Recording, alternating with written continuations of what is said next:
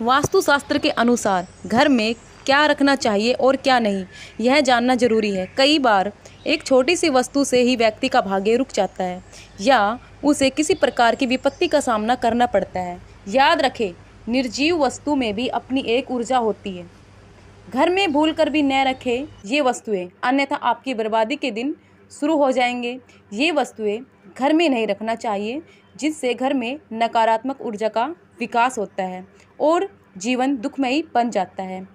पहले हम उन वस्तुओं के बारे में बताएंगे जिनके बारे में आप जानते हैं। अंतिम 5 वस्तुओं के बारे में आप जानकर हैरान रह जाएंगे। नंबर 1 है टूटी फूटी वस्तुएं। टूटे फूटे बर्तन, दर्पण, इलेक्ट्रॉनिक सामान, तस्वीर, फर्नीचर, पलंग, घड़ी, दीपक, झाड़ू, मग, कप आदि। ऐसा कोई भी सामान घर में नहीं रखना चाहिए। मैं दोबारा से बताती हूँ। टूटे फूटे बर्तन, दर्पण, इलेक्ट्रॉनिक सामान, तस्वीर, फर्नीचर, पलंग, घड़ी, दीपक, झाड़ू, मग, कप आदि। ऐसा कोई सामान घर में नहीं रखना चाहिए। इससे घर में नकारात्मक ऊर्जा का निर्माण होता है और व्यक्ति मानसिक परेशानियां झेलता है। यह भी माना जाता है कि उसमें वास्तु दोष भी उत्पन्न होता है। माता लक्ष्मी का आगमन भी रुक जाता है। वास्तुशास्त्र के अनुसार माना जाता है कि कुछ ऐसी तस्वीरें हैं वो हमें घर में नहीं रखनी चाहिए। कहते हैं कि महाभारत का युद्ध चित्र, नटराज की मूर्ति, ताजमहल का चित्र, डूबती हुई नाव या जहाज, फव्वारे, जंगली जानवरों के चित्र, किसी की समाधि या दरगाह, कब्र और कांटेदार पौधों के चित्र भी घर में नहीं लगाने चाहिए। कहते हैं कि इससे मन पर बुरा प्रभाव पड़ता है और लगातार इन चित्रों को देखते रहने से नकारात्मक भावों का विकास होता है, जिनके चलते हमारे जीवन में अच्छी घटनाएं बंद हो जाती है। वास्तुशास्त्र के अनुसार पुराने या फटे कपड़े की पोटली। अक्सर लोग घरों की अलमारी या दीवान में फटे पुराने कपड़ों की पोटली रखते हैं। हालांकि कुछ लोग तो कपड़े अनुपयोगी हो गए हैं, उनको कबर्ड या अलमारी के निचले हिस्से में रखकर छोड़ देते हैं। फटे पुराने कपड़ों या चादरों से भी घर में नकारात्मक मानसिकता और ऊर्जा का निर्माण होता है। इस तरह के शास्त्रों को किसी को दान देना या किसी काम में उपयोग करना चाहिए। इसके अलावा कभी फटी बनियान, जंघियागे या कपड़े न पहने। टॉवेल भी आपके कहीं से फटा न होना चाहिए, ना ही पुराना होना चाहिए। दोस्तों, अब हम बात करेंगे घर की छत के बारे में। वास्तुशास्त्र के अनुसार घर की छत पर पड़ी गंदगी का भी पैसों की तंगी को बढ़ा सकता है, परिवार की बरकत पर बुरा प्रभाव पड़ता है।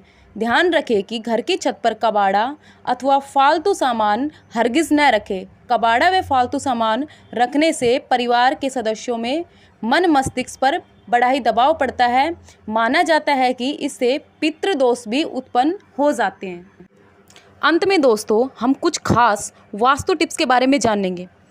घर की खिड़की या दरवाजों से नकारात्मक वस्तुएं दिखाई देती है, जैसे सूखा पेड़, फैक्ट्री की चिमनी से निकलता हुआ धुआं आदि। ऐसे दृश्यों से बचने के लिए खिड़की पर पर्दा डालें। घर के मुख्य द्वार के सामने या पास में बिजली का खंभा या ट्रांसफार्मर लगा है तो इससे नकारात्मक ऊर्जा का निर्माण होता है।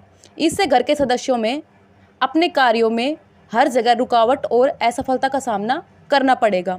घर के लिए आसपास यदि कोई सूखा पेड़ या ठूंठ है तो उसे तुरंत हटा देना चाहिए। घर के आसपास कोई गंदा नाला, गंदा तालाब, शमशान घाट या कब्रिस्तान नहीं होना चाहिए। इससे भी वातावरण में बहुत अधिक फर्क पड़ता है। घर के प्रवेश द्वार पर हमेशा पर्याप्त रोशनी होनी चाहिए और प्रवेश द्वार सदैव साफ होना चाहिए। ऐसा करने पर घर में सदैव सकारात्मक ऊर्जा आती है।